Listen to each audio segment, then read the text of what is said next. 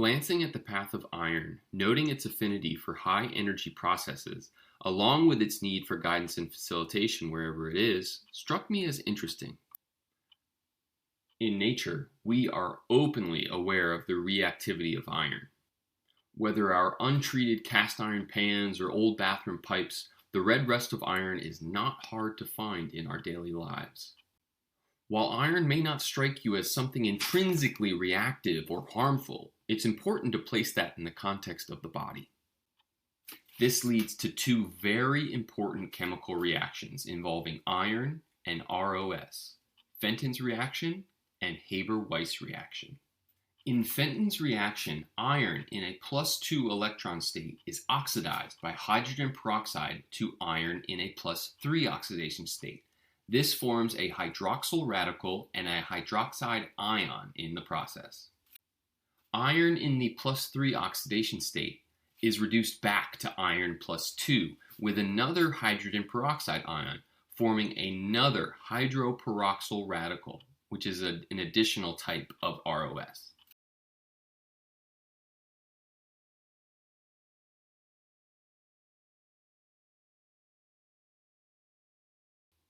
Now, for those unfamiliar with the oxidation states in chemistry, the difference between iron +2 and iron +3 has to do with the number of electrons it is missing. Iron +3 is missing 3 electrons, iron +2 is missing 2 electrons. Now, for the average person, this is not crucial to understanding the outcome of the equation. It simply corresponds to the reactivity and outcomes of its reaction with hydrogen peroxide. The biggest takeaway in any of this is all of the reactive oxygen species resulting from the Fenton reaction. The Haber-Weiss reaction. The Haber-Weiss reaction generates hydroxyl radicals from hydrogen peroxide and superoxide ions catalyzed by iron ions.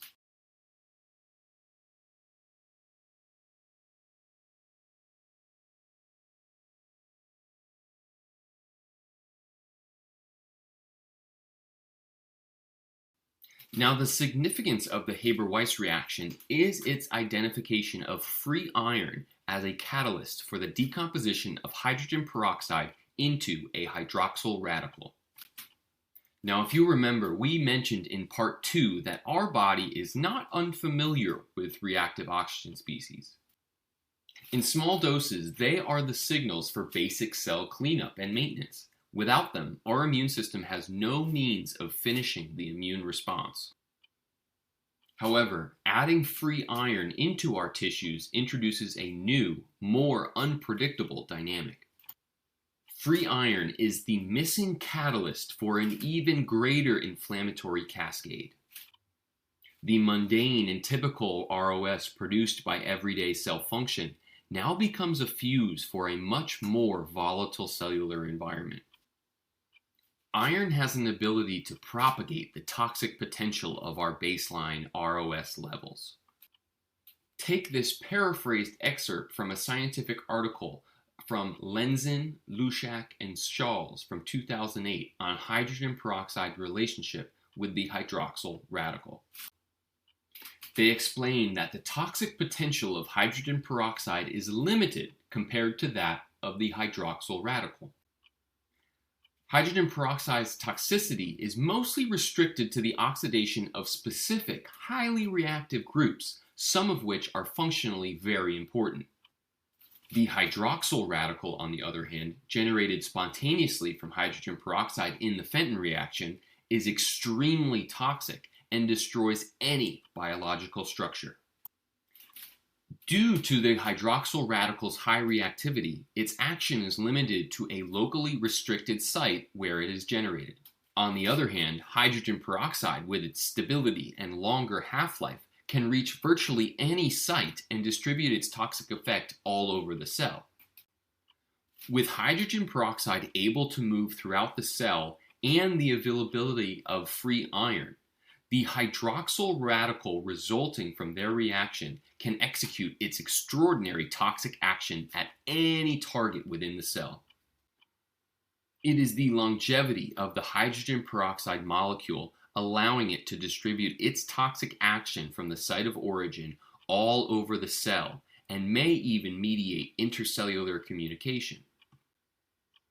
Thus, hydrogen peroxide acts as a spreader by transporting it to sites where the extremely short-lived toxic hydroxyl radicals can arise in the presence of free iron.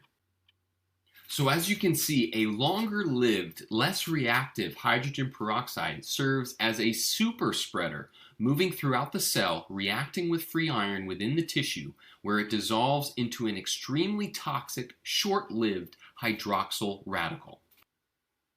Hydrogen peroxide was once a trusted, less reactive oxygen species. It was intended as a marker for cleanup that offered the stability to allow for a timely immune response.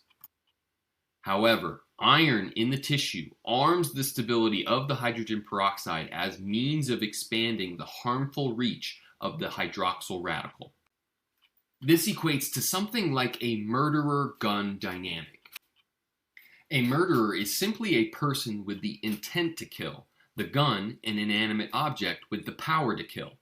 Unloaded and unarmed, this pairing has a potential for high reactivity, but no means of acting. Iron is the bullet in the chamber, giving life to the object, or the hydroxyl radical, for the murderer, hydrogen peroxide, to do its damage.